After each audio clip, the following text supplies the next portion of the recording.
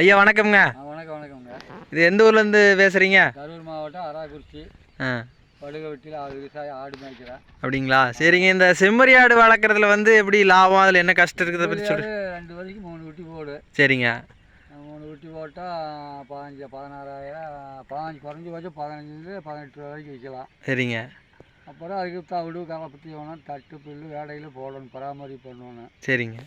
அப்புறம் வாய்ப்புன்னு வந்தாலும் அதுக்கு 1 2 வருஷம் அடிவிடு. சரிங்க. அதாவது ஆட்டுக்கு நிறைய பக்குவம் பண்ணிக்கிட்டு இருக்கணும். அது வந்து இப்போ மற்ற விவசாயம் பண்ணுறவங்கலாம் என்ன சொல்கிறாங்கன்னா, இந்த மாதிரி செம்மறி ஆடு வளர்க்குறது ஈஸி, கம்முன்னு ஆடு மேய்க்கு போயிடலாம், அதில் அப்படி லாபம் இருக்குதுங்கிறாங்க. ஆடு மேய்க்கிறது லாபம் வந்து ஒன்று அறமாக சொல்லுவாங்க, சில வந்து அறமாக கூட்டிட்டு ஆடு மேய்ன்னு சொல்லுவாங்க. சரிங்க. அது வந்து ஆட்டில் லாபம் இருக்குது. சரிங்க. இது இப்போ ஒரு 20 செம்மறி ஆடு மேய்க்கிறோம்னா அதுக்கு வந்து எத்தனை ஏக்கர் லேண்டு தேவைப்படுங்க, நிலம் தேவைப்படுங்க? செம்மறி ஆட்டுக்கு ஒரு 6 ஏக்கர் வேணும். 6 ஏக்கர் போதுங்களா? 5 ஏக்கர் 6 ஏக்கர்னா 2 காடாக மாற்றி மாற்றி விட்டால் ஆடு நல்லா இருக்கும், குட்டி நல்லா வரும். சிலர் என்ன சொல்கிறாங்க, ஒரு ஏக்கருக்கு ஒரு ஆடு மேயும் அப்படிலாம் சொல்கிறாங்க. அப்படிங்களா?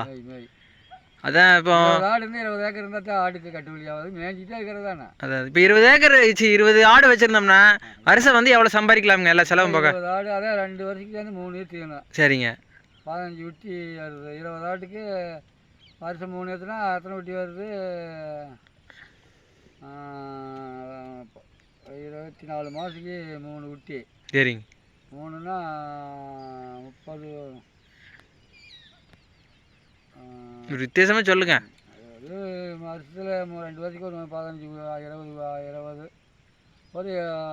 3 வருஷத்தில் ஒரு ஆடு வருஷத்தில் 2 வருஷத்துக்கு 3 குட்டி. வருஷத்துக்கு ஒரு 20 ஆட்டில் எவ்வளோ கிடைக்குங்க? அவ்வளோதானே. வருஷத்துக்கு ஒரு ஆட்டில் வந்து ஒரு 10,000 ஒரு 10,000 வரைக்கும் ஒரு ஆடு 10,000 சம்பாதிச்சு கொடுக்குங்க. 10 ரூபா கிடைக்கும். வருஷம் 2 லட்ச ரூபா சம்பாதிக்கலாமுங்க.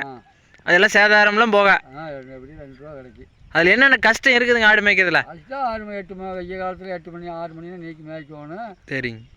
மழை காலத்தில் 10 மணி வரைக்கும் பட்டி கொடுக்கணும், பொழுது 5 மணிக்கு உள்ள ஓட்டணும், பட்டியலையும் பராமரிப்பு பண்ணி பார்க்கணும். அதே மாதிரி இப்போ நான் நிறைய பக்கம் பார்த்தீங்கன்னா இப்போ மதுரை, கோயம்புத்தூர், பொள்ளாச்சி, பழனி, உடுமலை இது மாதிரி எல்லாத்தையும் பார்த்து ஆடு நாங்கெல்லாம் வந்து நல்லா ஆடு தோப்புலையில் வச்சு வளர்த்தினாலும் இந்த மூலனூர், அரவக்குறிச்சி, பல்லவட்டி இந்த ஏரியாவில் வளர்த்துற ஆடு மாதிரி இல்லை. அது என்ன காரணங்க? அது மண் வாக்குத்தான்.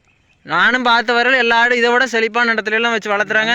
போல் ஆடு வரும், ஒரு ஏரியாவுக்கு ஒரு ஆடு. இங்கே இருக்கிற மாதிரி அந்த ஆட்டோட சைனிங்கே வர மாட்டேங்குது. என்ன காரணங்க? இங்கே மழை பருவம் மேய்ஞ்சின்னா ஆடு ஊசு நத்தம் பிடிக்காது, ஈக்கடி. சரிங்க. காரு மலைக்கு பச்சை ரேசா மேய்ஞ்சாலும் ஆடு நல்லா இருக்கு, குட்டி காவான்னு ஒடியாரு.